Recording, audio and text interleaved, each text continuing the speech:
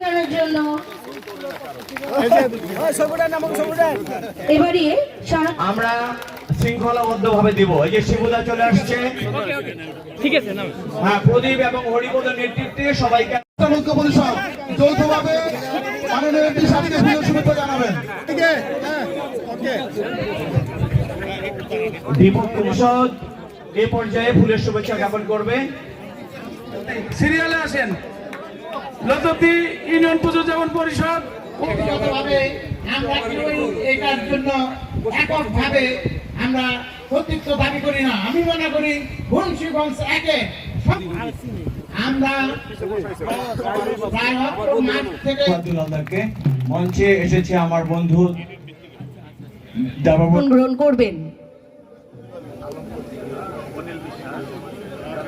আমার দুই একটি কথা বলা দরকার, কারণ এখন মুন্সিগঞ্জে স্বাধীনতা সেই সব দিন শেষ।